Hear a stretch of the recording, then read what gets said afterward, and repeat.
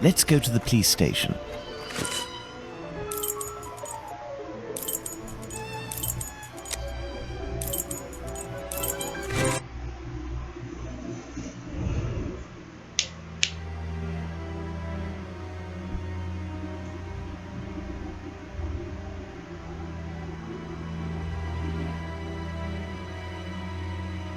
Police station.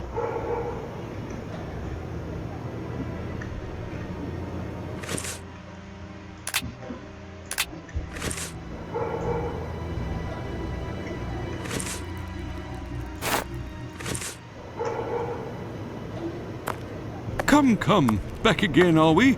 Come this way, good man. The inspector has a few questions to ask you. Abeline? Here is the man, Inspector. Congratulations, Humphreys. So, my lad, one would say that you owe us a bit of an explanation for having left something with us. What is your full name and profession?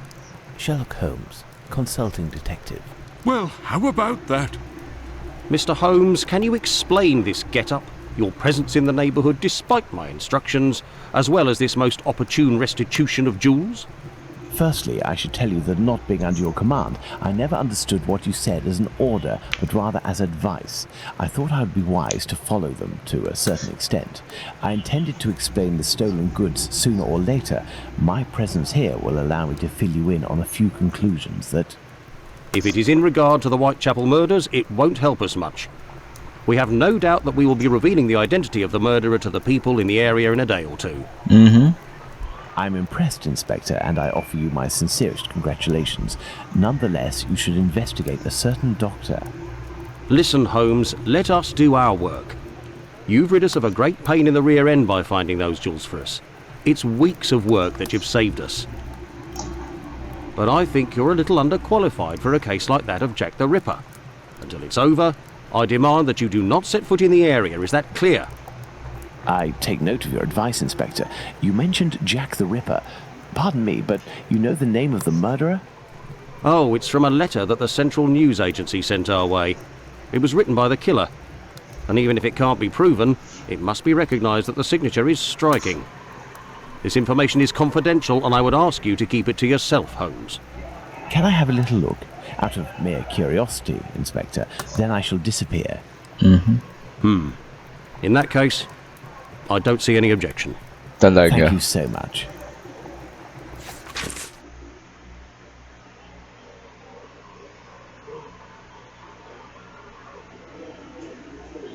Ito ba yung From Hell?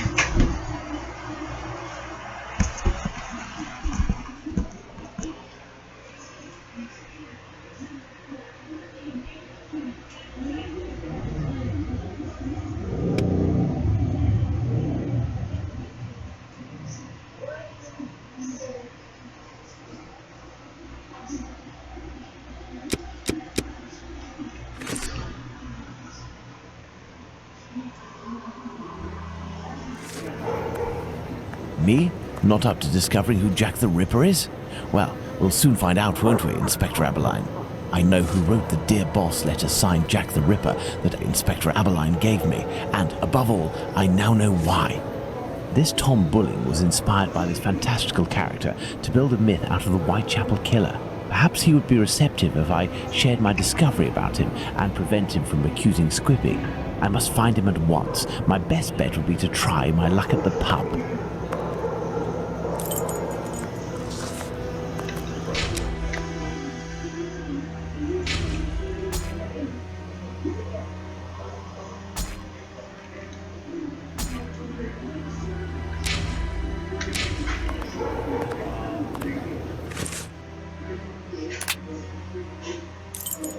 Ah, Holmes, I got your message, and here I am.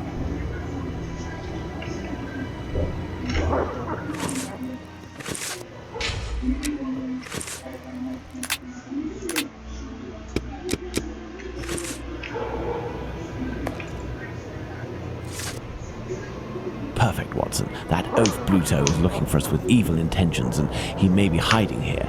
I will try to get more information inside. You, Watson, will be our lookout, and at the slightest suspicious sound, do not hesitate to call a constable on his rounds.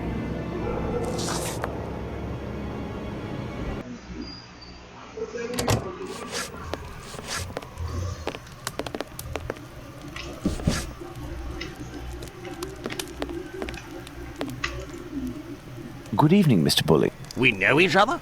No, however, I have some information that may be of interest to you. Talk, my friend. A pint for you if what you say is worth something. Does it have to do with the Whitechapel murders? Indeed, I know the identity of the man who wrote a letter to the police, a letter entitled Dear Boss, in which the author claims to be the Whitechapel murderer and is signed Jack the Ripper. What? It's a journalist who was inspired by Spring-Heeled Jack in order to strengthen the credibility and the seriousness of his agency. This new Jack will give him some first-hand information that he, in turn, will dole out sparingly to the authorities, as well as some carefully distilled indiscretions that the big papers will come to beg of him. He plays both sides off against one another and becomes the chief orchestrator of the rumor. He wrote this letter in this very spot, and he has red ink on his fingers. Like you. What exactly are you after, my friend? You've been threatening a certain Squibbie to distribute a telegram naming him as a possible suspect in these murders in revenge for an old feud. I would suggest you don't write this note and that you leave Squibbie alone. I'd forgotten about the existence of that rapscallion. I threw that at him when I was visiting the station to get the dope. You should have seen his face. You must also stop sending these letters that waste the authorities' precious time. Right, well, I don't even know what you're talking about. I have a great relationship with the Bobbies. Just ask around. I don't have to answer to nobody. Now leave me alone. Bistado ka. Farewell, sir. Good riddance.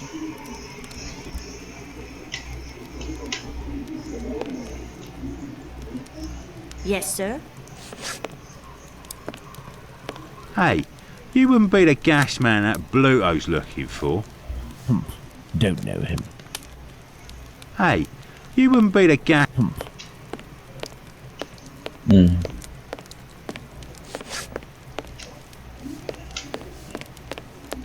No, if Bluto sees me, it could prove to be quite dangerous.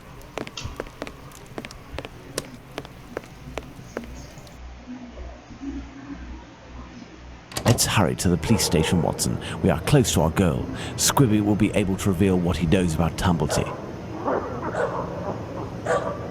Squibbie, so that's it. You're a free man again. We were just coming to the station to find you. Yeah, the Bobbies agreed to let me go and I came to see Bluto before ferreting you out. So, you've seen the newspaper man? Yes, he is in the pub and everything is taken care of, but I'm waiting to hear what you have to say about Dr. Tumblety. Okay, but we have to be quick.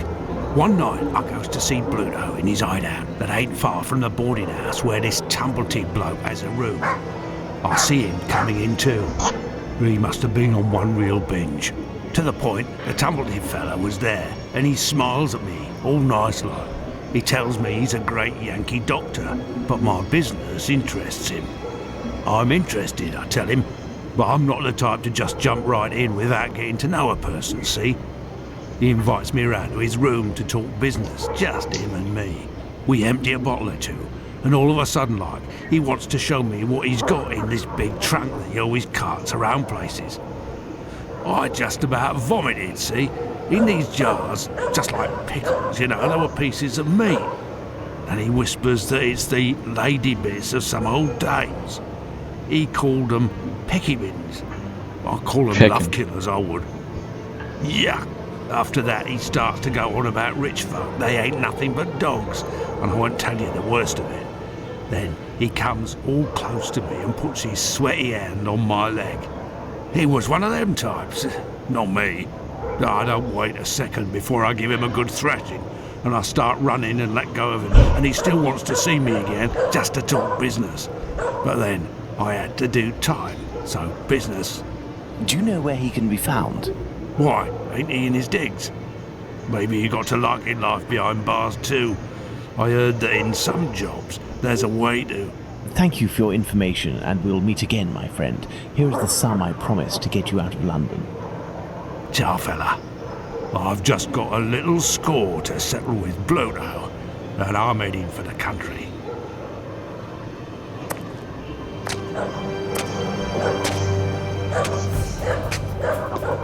Right knuckles with from name and takes out a dip. Get back here, Crossy. Go blimey. Up here. Left right up to the soccer gang. Left right. Lipski!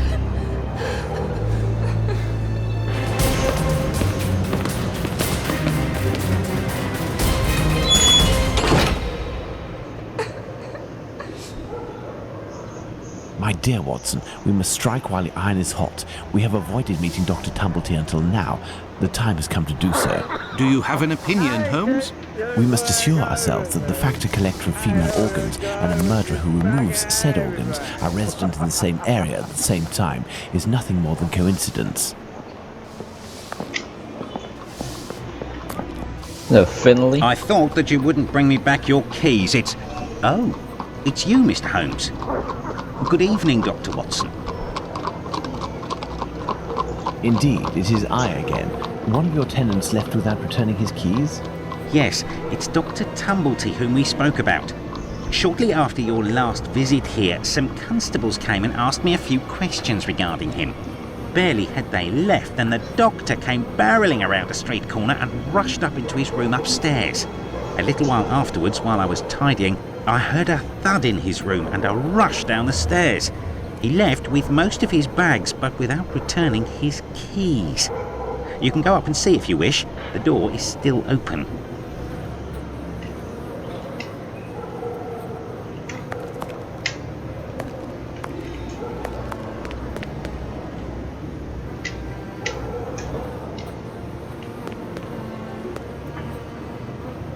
Careful, Watson. Do not walk around here until I've inspected these marks. I know, Holmes, I know. I understand your methods.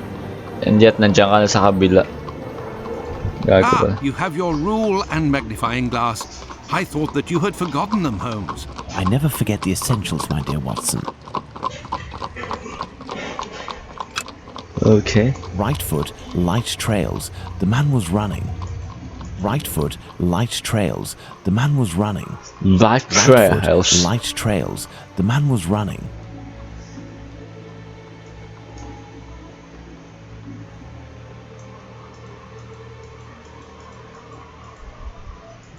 This isn't water. Going by its sticky texture and odor, I'd say we're dealing with formalin. This No. isn't water. Going...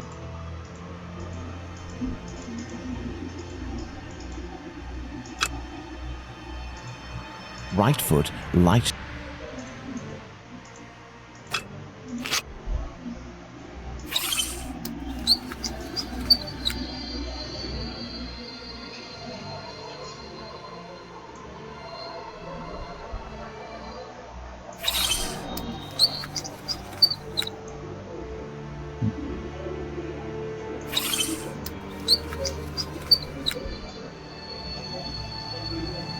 Size 13. These are the footprints of a tall man who had recently stepped in formalin and who left this room in a hurry. Well, can I walk on it and enter the room now, Holmes?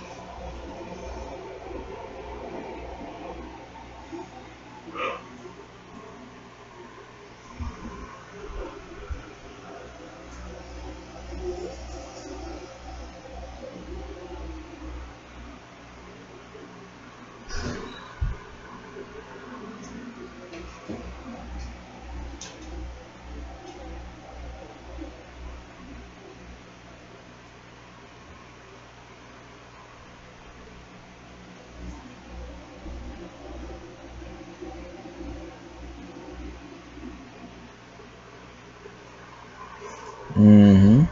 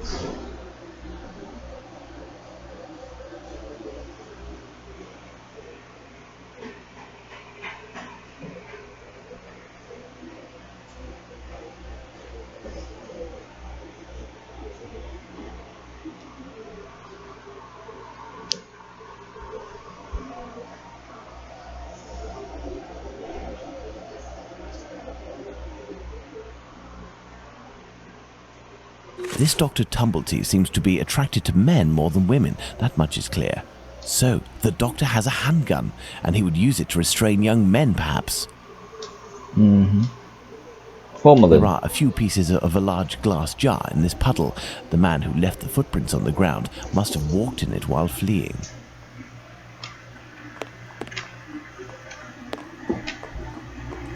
No reflection. I'm a vampire.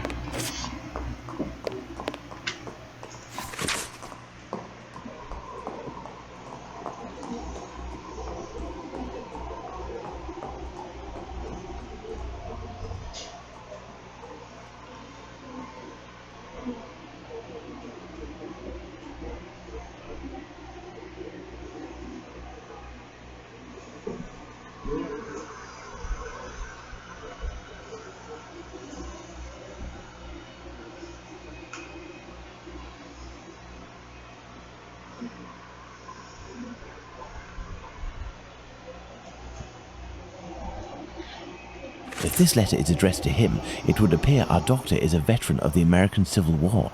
Vicksburg is the key. Now, that is interesting. I don't know anything about the American Civil War. Ano to? These footprints are the same as those found in front of the door. These footsteps must be those of Squibby. He must have hit Tumblety, who dropped one of his jars. And he ran out. Elementary, Holmes. Perfect, Watson.